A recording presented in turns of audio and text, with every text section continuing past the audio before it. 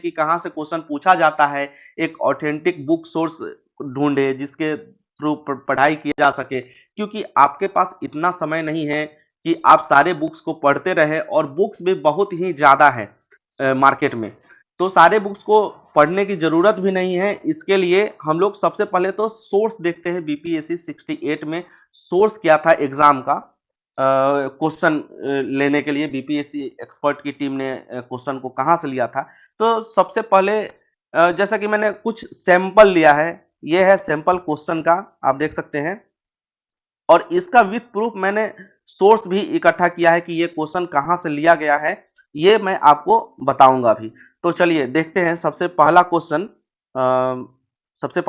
है जैसे कि at what level does a panchayat समिति ऑपरेट अ पंचायती राज स्ट्रक्चर। मतलब कि पंचायती राज स्ट्रक्चर में पंचायत समिति किस लेवल पे काम करता है।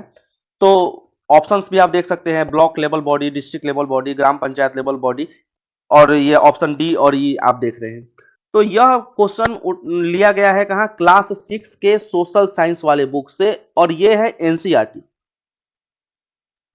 ये है एनसीईआरटी का बुक। इसमें देखिए, इसमें क्लियरली लिखा हुआ है कि this idea of people participation in panchayati raj system extend to other levels. One is block level which is called the Janpad panchayat और पंचायत समिति। मतलब कि पंचायत समिति है वो किस लेवल पे काम कर रहा है, ब्लॉक लेवल के काम कर रहा है, और इसी को हम लोग जनपद पंचायत भी बोलते हैं। तो इसका सीधा आंसर है ब्लॉक लेवल। अभी देख सकते हैं दोस्तों कि ये क्वेश्चन क्लास 6 के एनसीईआरटी सोशल साइंस सब्जेक्ट से लिया गया है, ये किताब का ही कटिंग है। चलिए अगला क्वेश्चन देखते हैं। अगला क्वेश्चन है बायोलॉजी का, केमिस्ट्री का। Why does dry ACL gas not change the colour of dry litmus paper. मतलब कि ड्राई एसीएल है, उसको अगर हम लोग लिटमस पेपर पे डालते हैं तो यह कलर क्यों चेंज नहीं करता है, मतलब ये पूछा जा रहा है। अभी देखिए, ये है क्लास 10th का एनसीईआरटी साइंस का, और ये पेज नंबर है 23, आप लोग चेक कर सकते हैं।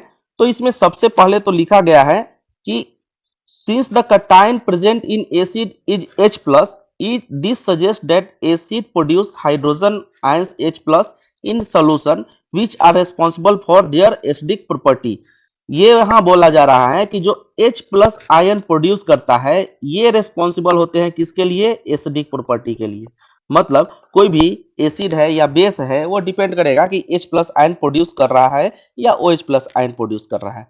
अब देखिए यहां तो H प्लस आयन प्रोड्यूस अगर करे तब जाकर कोई एसिडिक हो सकता है या एसिडिक नहीं हो सकता है, यह डिसाइडिंग फैक्टर होगा। इसके अलावा यहां देखिए, यहां लिखा हुआ है, एक एक्सपेरिमेंट किया गया है बुक में जिसमें बताया गया है कि this experiment suggest that hydrogen ion in HCl produce in presence of water.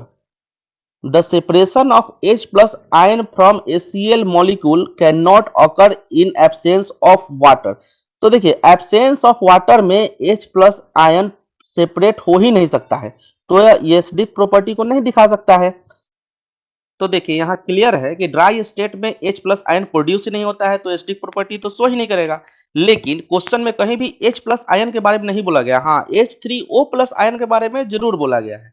तो यहां देखिए उसका प्रूफ यह है कि H प्लस आयन अगर वाटर अवेलेबल है तो वो H3O प्लस आयन बनाता है। देखिए अगर अपने पास वाटर ही नहीं है तो H पहले तो H प्लस आयन ही सेपरेट नहीं होगा, तो HD कैरेक्टर शो नहीं करेगा, और H प्लस आयन और वाटर जब तक मिक्स नहीं होगा तब तक H3O प्लस आयन भी नहीं बनेगा। तो इसका आंसर है no H3O plus ion are present, litmus changes colour only in presence of H3O plus ion. तो इसका आंसर है सी। चलिए अगला क्वेश्चन देखते हैं। द स्टोमाटा ओपन और close due to change in the, option है पोजीशन ऑफ न्यूक्लियस, और ऑप्शन आप पढ़ सकते हैं, हम सीधा प्रूफ दिखाते हैं आपको।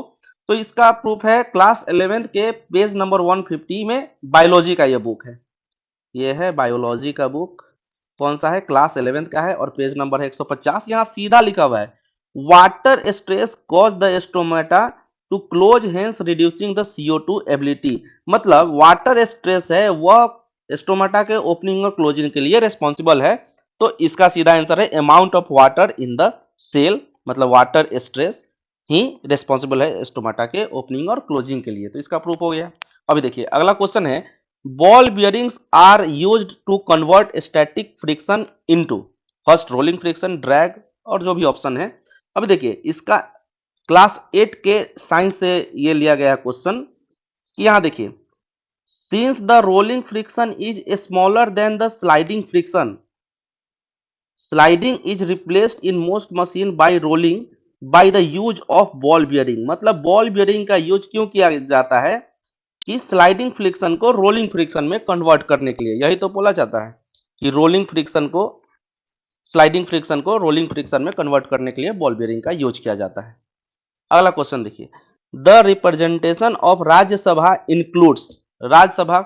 अभी देखिए ये है पॉलिटी का क्वेश्चन और क्लास 11th के पॉलिटी वाले बुक से लिया गया है। Indian constitution at work book का नाम है, क्लास 11th का।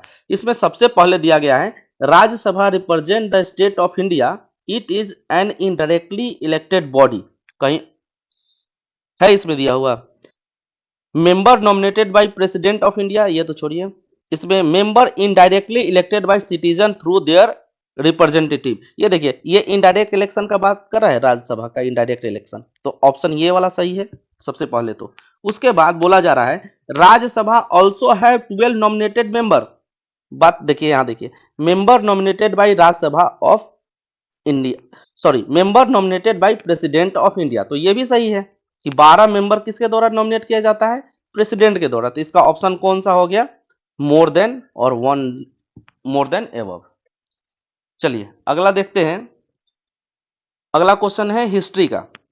On February 20, 1947 prime minister Attlee announce the British government to governments decision to withdraw from India latest by. अभी देखिए ये सीधा यहाँ लिखा हुआ है, ये है क्लास 12th का मॉडर्न इंडिया, और ये देखिए यहाँ सीधा लिखा हुआ है, on 20 February 1947 Clement Attlee British premier declare that the British with quit India by June 1948। यही तो पूछा गया है, कब तक इंडिया को छोड़ सकते हैं। देखिए सीधा सीधा यही स्टेटमेंट उठाकर क्वेश्चन में रख दिया गया है, जहां भी पूछा गया है क्वेश्चन वहां सीधा स्टेटमेंट को रख दिया गया है उठाकर, एनसीईआरटी के किसी एक स्टेटमेंट को। अब चलिए अगला क्वेश्चन देखते हैं। At the Calcutta session of Indian National Congress INC held in 1906 the flag of Swaraj for India was unfurled by. तो देखिए ये भी है 12th का एनसीईआरटी है मॉडर्न, पेज नंबर 201, और इसमें सीधा लिखा हुआ है, देखिए यहां से पढ़ते हैं हम लोग। Dadabhai electrified the nationalist rank by openly deciding in his presidential address that the goal of Indian national movement was self-government और United kingdom of the colonies. मतलब पहली बार यहां